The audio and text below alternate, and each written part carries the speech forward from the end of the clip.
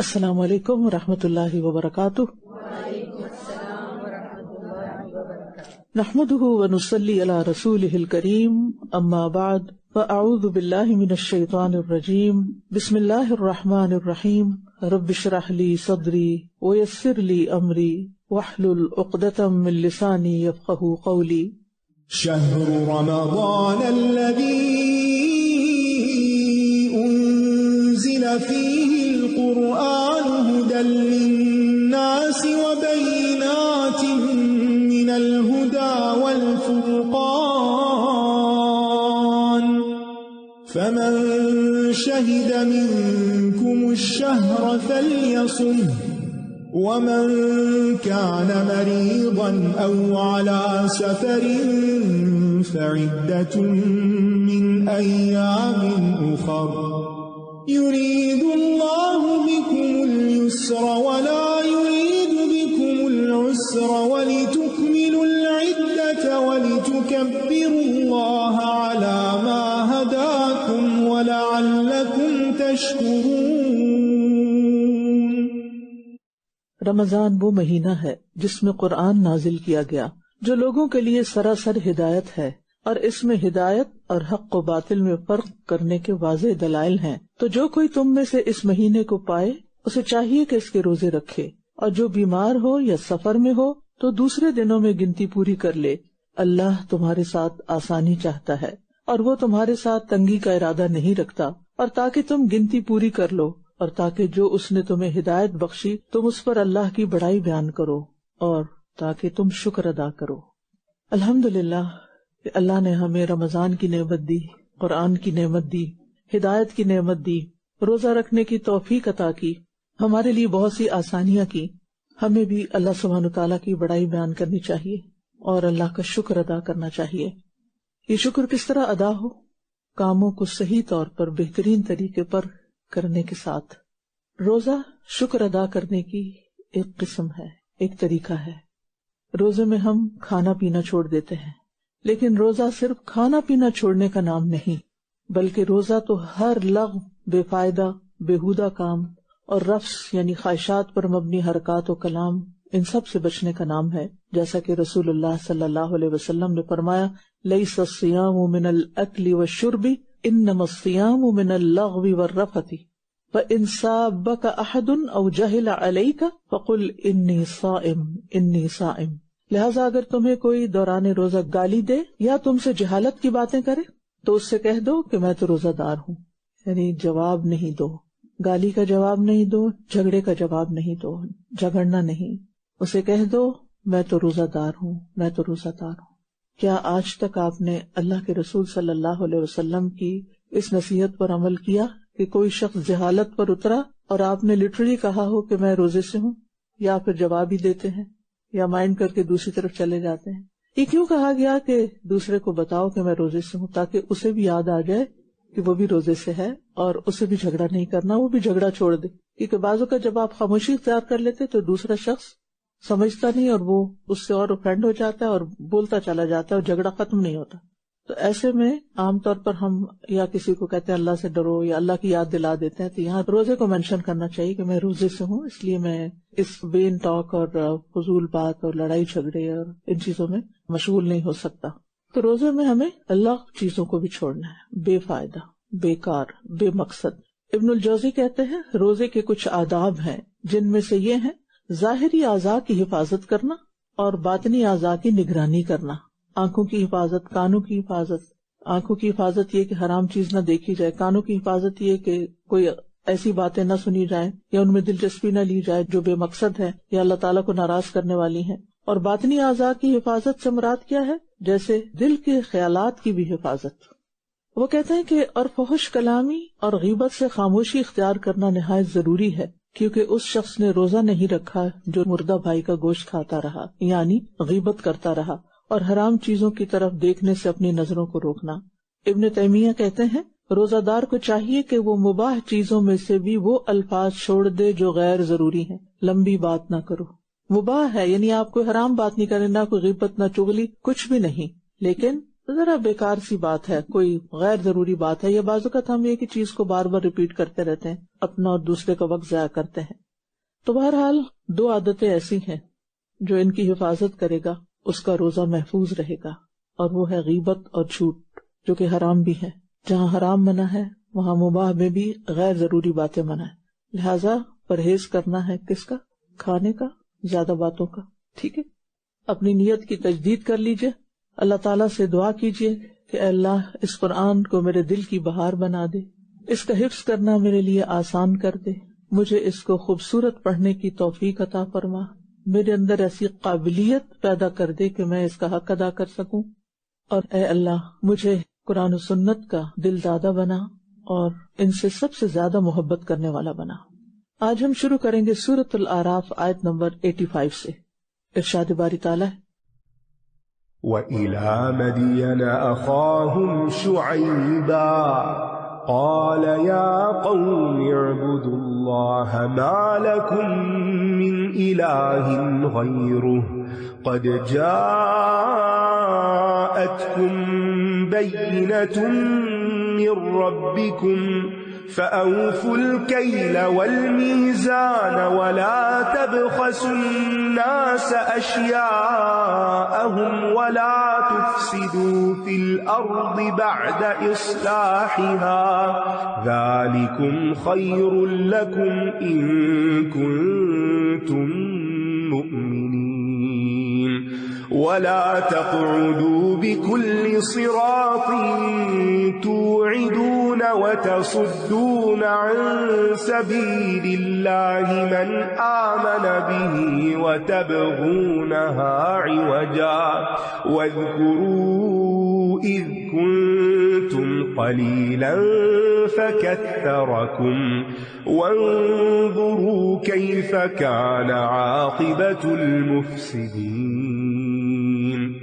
وَإِن كَانَ طَائِفَةٌ مِّنكُمْ آمَنُوا بِالَّذِي أُرْسِلْتُ بِهِ وَطَائِفَةٌ لَّمْ يُؤْمِنُوا فَاصْبِرُوا حَتَّى يَحْكُمَ اللَّهُ بَيْنَنَا وَهُوَ خَيْرُ الْحَاكِمِينَ.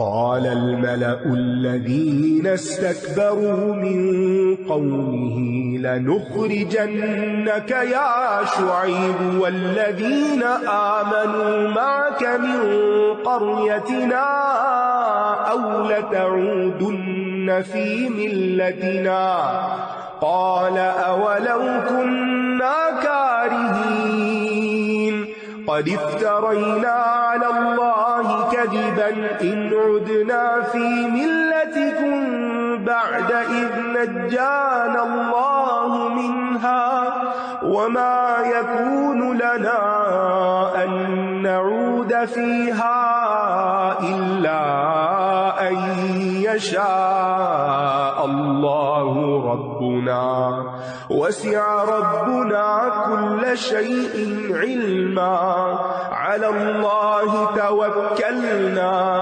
رَبَّنَا افْتَحْ بَيْنَنَا وَبَيْنَ قَوْمِنَا بِالْحَقِّ وَأَنتَ خَيْرُ الْفَاتِحِينَ. وَقَالَ الْمَلَأُ الَّذِينَ كَفَرُوا مِن قَوْمِهِ لَئِنِ اتَّبَعْتُمْ شُعَيْبًا إِنَّكُمْ إِذًا لَّخَاسِرُونَ. فَأَخَذَتْهُمُ الرَّجْفَةُ فَأَصْبَحُوا فِي دَارِهِمْ جَاثِمِينَ. الَّذِينَ كَذَّبُوا شُعَيْبًا كَأَن لَّمْ يَغْنَوْا فِيهَا الَّذِينَ كَذَّبُوا شُعَيْبًا كَانُوا هُمُ الْخَاسِرِينَ. فَتَوَلَّى عَنْهُمْ وَقَالَ يَا قَوْمِ لَقَدْ أَبْلَغْتُكُمْ رِسَالَاتِ رَبِّي وَنَصَحْتُ لَكُمْ فَكَيْفَ آسَىٰ عَلَىٰ قَوْمٍ كَافِرِينَ. اور اہل مدین کی طرف ان کے بھائی شعیب کو بھیجا. اس نے کہا اے میری قوم، اللہ کی عبادت کرو، اس کے سوا تمہارا کوئی معبود نہیں، بے شک تمہارے پاس تمہارے رب کی طرف سے ایک واضح دلیل آ چکی ہے، بس تم ناپ اور تول کو پورا کرو اور لوگوں کو ان کی چیزیں کم کر کے نہ دو، اور زمین میں اس کی اصلاح کے بعد فساد برپا نہ کرو، یہی تمہارے لیے بہتر ہے اگر تم ایمان والے ہو۔ اس آیت سے یہ پتہ چلتا ہے کہ قوم شعیب بنیادی طور پر مسلمان تھی، لیکن ان کے اندر بگاڑ آ گیا تھا۔ وہ صرف زبانی ایمان کا دعویٰ کرتے تھے اور اس پر فخر بھی تھا انہیں۔ حضرت شعیب علیہ السلام نے کہا کہ اگر تم مومن ہو، یعنی اپنے آپ کو مومن کہتے ہو، ایمان کا دعویٰ کرتے ہو، تو پھر تو زیادہ امانت دار ہو تم، یعنی تمہارا طرز عمل، تمہارا طرز زندگی ان لوگوں سے مختلف ہونا چاہیے جو اللہ اور آخرت کو نہیں مانتے۔ اور یہی بات ہم سب کے لیے بھی ہے، ہم ایمان والے ہیں، لہٰذا ہمارے اندر سچائی، امانت، اخلاق، معاملات کی بہتری باقی تمام لوگوں سے زیادہ بہتر ہونی چاہیے جو ایمان نہیں رکھتے۔ اس قوم کی دو بڑی خرابیاں تھیں، ایک تو یہ کہ شرک کرتے تھے، جیسے آج کے بھی مسلمان ہوتے ہوئے شرک کا ارتکاب کرتے ہیں، اور دوسرے یہ کہ وہ تجارتی معاملات میں بددیانتی کے مرتکب تھے، اور ان دو چیزوں کی اصلاح کے لیے شعیب علیہ السلام آئے تھے۔ تو اس سے پتہ چلتا ہے کہ انبیاء صرف عقیدے کی اصلاح نہیں کرتے بلکہ ساتھ ساتھ معاشرتی برائیوں کی بھی اصلاح کرتے ہیں۔ قوم شعیب جو تھی وہ تجارت میں ہر طرح کی بددیانتی کرتی، جھوٹ بول کے مال بیچنا، کسی کی مجبوری سے فائدہ اٹھانا، کسی کو دیتے وقت کم دینا، لیتے وقت زیادہ لینا، یعنی تجارت میں ہر طرح کی بے ایمانی جس کو کہتے ہیں وہ کرتے تھے۔ ناپ تول میں ایسے ہتھ کنڈے اختیار کرتے کہ جس سے لینے والے کو بھی نہ پتہ چلے کہ اس کو دھوکہ دے دیا گیا ہے۔ تو زمین میں فساد صرف جنگ و جدل سے نہیں ہوتا بلکہ لوگوں کے حقوق مارنے سے بھی ہوتا ہے۔ اور تم ہر راستے پر لوگوں کو دھمکاتے ہوئے مت بیٹھو، اور جو اس پر ایمان لائے ہیں ان کو اللہ کے راستے سے روکتے ہو اور اس میں ٹیڑھا پن تلاش کرتے ہو۔ اور یاد کرو جب تم بہت تھوڑے تھے تو اس نے تمہیں زیادہ کر دیا، اور دیکھو فساد کرنے والوں کا انجام کیسا ہوا۔ خود بھی اللہ کی بات نہ ماننا اور دوسروں کو بھی کہنا کہ تم بھی نہ مانو، یہ دراصل فساد پھیلانا ہے۔ اور اگر تم میں سے ایک گروہ اس چیز پر ایمان لایا ہے جس کے ساتھ میں بھیجا گیا ہوں، اور ایک گروہ ایمان نہیں لایا، تو صبر کرو یہاں تک کہ اللہ ہمارے درمیان فیصلہ کر دے، اور وہ سب فیصلہ کرنے والوں سے بہتر ہے۔ اس کی قوم میں سے تکبر کرنے والے سرداروں نے کہا، اے شعیب، ہم تجھے اور ان لوگوں کو جو تیرے ساتھ ایمان لائے ہیں اپنی بستی سے ضرور نکال دیں گے، یعنی جو تیرے ساتھی بن گئے ہیں، ورنہ تم سب کو لازماً ہماری ملت میں پلٹنا ہوگا، یعنی ہمارے طریقوں پر چلنا ہوگا۔ اس نے کہا اگرچہ ہم اس کو ناپسند کرنے والے ہوں۔ یہ آپ دیکھیں کہ ان کی قوم جو ہے صرف جھٹلا ہی نہیں رہی بلکہ بد اخلاقی سے بھی پیش آ رہی ہے، یعنی بہت بدتمیزی کے ساتھ بات کر رہے ہیں کہ یا تو تم ہمارے طریقوں پہ چلو یا پھر ہم تمہیں اپنی بستی سے نکال دیں گے۔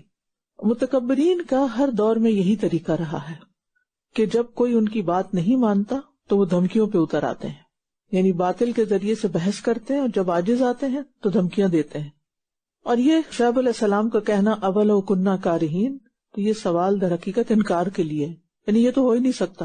اگر ہم تمہاری ملت میں پلٹ آئیں بعد اس کے کہ اللہ نے ہمیں اس سے نجات دے دی، تب تو یقیناً ہم نے اللہ پر جھوٹ گھڑ لیا، اور ہمارے لیے ممکن ہی نہیں کہ ہم اس میں پلٹیں مگر یہ کہ اللہ چاہے، جو ہمارا رب ہے۔ ہمارے رب نے ہر چیز کو علم سے گھیر رکھا ہے، اللہ ہی پر ہم نے توکل کیا۔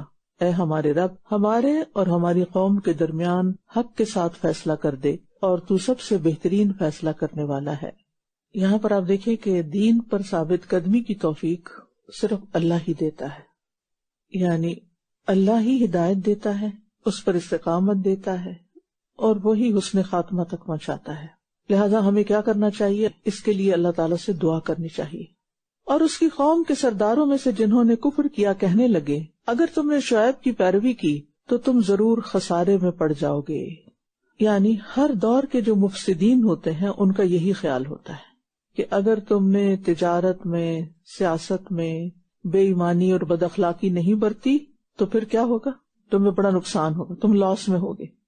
اور آج بھی آپ دیکھیں یہ خیال خود مسلمانوں کے اندر پایا جاتا ہے کہ اگر ہم دین پر چلنے لگے تو ہماری دنیا چلی جائے گی۔ یہ نہیں سوچتے کہ بہتر ہو جائے گی، یہ سوچتے کہ ہمیں تو بڑا نقصان ہوگا، کیونکہ وہ سمجھتے ہیں کہ ناجائز ذرائع آمدنی سے جو کچھ حاصل کر رہے ہیں، جب اس پہ پابندی لگ گئی تو پھر ہماری آمدنی تو کم ہو ہی جائے گی۔ ٹھیک ہے وقتی طور پر کم ہوگی، لیکن اگر تم جائز طریقہ اختیار کرو گے اور تمہاری قسمت میں تمہارا رزق لکھا ہوا تو اللہ تعالیٰ اس میں بہت ترقی دے گا۔ ایسا نہیں کہ دنیا کے تمام امیر لوگ صرف دھوکے فریب اور فراڈ سے ہی امیر بنتے ہیں، ان میں سے بہت سے ایسے بھی ہوتے ہیں جو انتہا درجے کے امانت دار ہوتے ہیں، ایماندار ہوتے ہیں، لیکن جب انہوں نے نہیں مانا تو کیا ہوا، پس انہیں زلزلے نے آ لیا تو وہ اپنے گھروں میں اوندھے پڑے رہ گئے۔ یہ ہوتا ہے رسولوں کی نافرمانی کا انجام۔ جن لوگوں نے شعیب کو جھٹلایا تھا وہ یوں مٹے گویا وہ اس میں کبھی بسے ہی نہ تھے۔ وہ لوگ جنہوں نے شعیب کو جھٹلایا وہی خسارہ پانے والے تھے۔ انہوں نے ایمان والوں کو ڈرایا دھمکایا تھا اور نتیجہ خود ان کے خلاف کیا۔ تو اس نے ان سے منہ پھیر لیا اور کہنے لگا، اے میری قوم، یقیناً میں نے تمہیں اپنے رب کے پیغامات پہنچا دیے اور میں نے تمہاری خیر خواہی کی، تو میں کیوں کر افسوس کروں ایسے لوگوں پر جو کفر کرنے والے تھے۔ یعنی جو لوگ اللہ اور اس کے رسول کے ساتھ وفادار نہ ہوں اور کفر کریں، پھر ان کی ہلاکت پر افسوس بھی نہیں ہونا چاہیے۔ اور یہ بات انہوں نے جذبات میں اظہار افسوس کے لیے کہی، یعنی اس کا یہ مطلب نہیں تھا کہ وہ ان کو سنا رہے تھے جو ختم ہو چکے تھے، بلکہ اپنے جذبات کا اظہار کر رہے تھے۔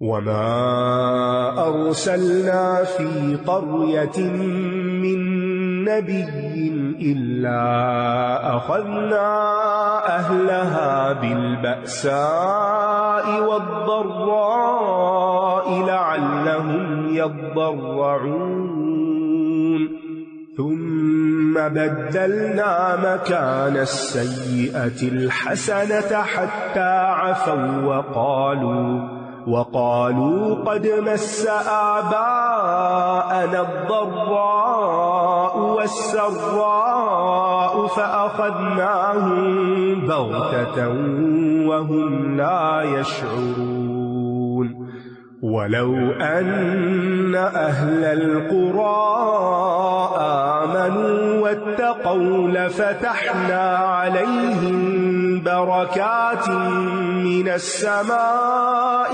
والأرض ولكن كذبوا فأخذناهم بما كانوا يكسبون أفأمن أهل القرى أن يأتيهم بأسنا بياتا وهم نائمون أوأمن أهل القرى أن يأتيهم بأسنا ضحى وهم يلعبون أفأمنوا مكر الله فلا يأمن مكر الله إلا القوم الخاسرون۔ اور جس بستی میں بھی ہم نے کوئی نبی بھیجا اس کے رہنے والوں کو ہم نے سختی اور تکلیف کے ساتھ پکڑا تاکہ وہ عاجزی اختیار کریں۔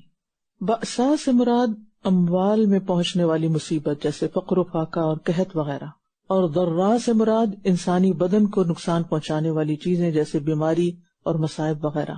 اللہ سبحانہ وتعالیٰ چاہتا ہے کہ بندے اس کی طرف پلٹ آئیں، اس لیے وہ انہیں سختی اور تکلیف میں مبتلا کرتا ہے، کیونکہ تکلیف اور سختی کے وقت انسان کے اندر بہرحال عاجزی اور نرمی پیدا ہوتی ہے اور اللہ کی طرف رجوع بھی آتا ہے۔ اس لیے مصائب کا آنا بھی ایک نعمت ہوتا ہے، اور اللہ تعالیٰ جس بندے سے جتنی زیادہ محبت کرتا ہے اس کو اتنا ہی زیادہ آزما لیتا ہے، کیونکہ اس طرح وہ مجبور ہو جاتے ہیں کہ اللہ کی طرف رجوع کریں اور خالص اسی کو پکاریں، کیونکہ شدت کی تکلیف میں انسان صرف اللہ کو پکارتا ہے اور اسی سے امید رکھیں اور کسی اور سے امید نہ رکھیں۔ یعنی آپ دیکھیں کہ جب بیماری کم ہوتی ہے نا تو ہم ڈاکٹرز پہ بڑی توقع رکھتے ہیں کہ یہ اچھا ڈاکٹر ہے اور یہ اچھی دوا دے دے گا، لیکن جب ڈاکٹرز ہاتھ اٹھا لیتے ہیں کہ اب ہم کچھ نہیں کر سکتے تو پھر کیا ہوتا ہے؟ مریض کیا کرتا ہے؟ جس کے اندر کچھ بھی ایمان ہوتا ہے وہ صرف اور صرف اللہ کو پکارنے لگتا ہے۔ تو مرض کی شدت بڑھتی گئی، کس لیے؟ تاکہ وہ اور زیادہ اللہ کے قریب ہو سکے، اور اس طرح انہیں اللہ پہ توکل آتا ہے، ایمان کی مٹھاس نصیب ہوتی ہے، شرک سے مکمل برات ہو جاتی ہے، اور پھر اللہ دعائیں سنتا ہے اور نتیجتاً خوشحالی بھی آتی ہے۔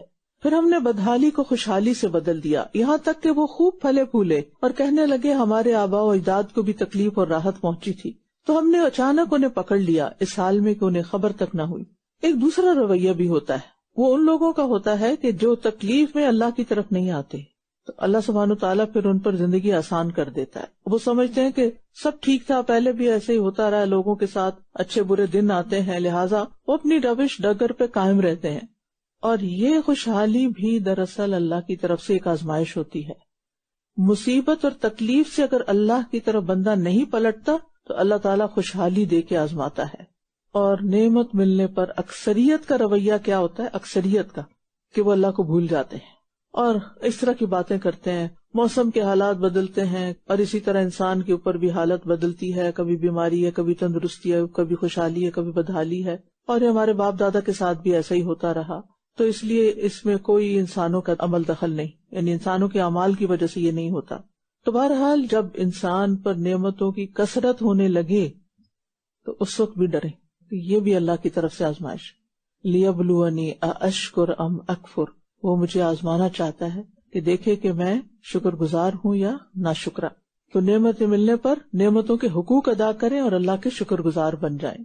اور خوش نصیب وہی ہوتا ہے جو تقوی کو لازم کر لے، کیونکہ مالدار کو بھی تقوی زینت بخشتا ہے، محتاج کو تقوی صبر سے کھا دیتا ہے، صحت مند تقوی کے ذریعے اور زیادہ اللہ کی عبادت اور اطاعت کے کام کرتا ہے، بیمار ہو تو وہ مایوس نہیں ہوتا۔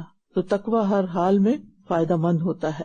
اور اگر باقی بستیوں والے ایمان لے آتے اور تقوی اختیار کرتے تو ہم ضرور ان پر آسمان اور زمین سے برکتوں کے دروازے کھول دیتے، لیکن انہوں نے جھٹلایا تو ہم نے انہیں اس کمائی کے عوض پکڑ لیا جو وہ کیا کرتے تھے۔ برکت ہوتی ہے کسی چیز میں اللہ تعالیٰ کی طرف سے خیر ہونا۔ تو اس آیت سے یہ پتہ چلتا ہے کہ جتنا ایمان اور تقوی زیادہ ہوگا اتنی ہی برکتیں زیادہ ہوں گی۔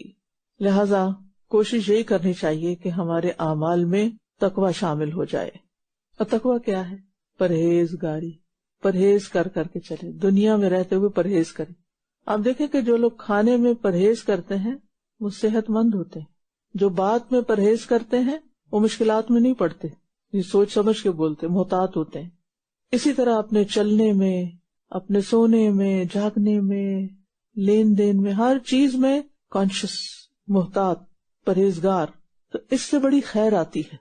اس کے برعکس نافرمانیاں برکتوں کو ختم کرنے کا ذریعہ بنتی ہیں۔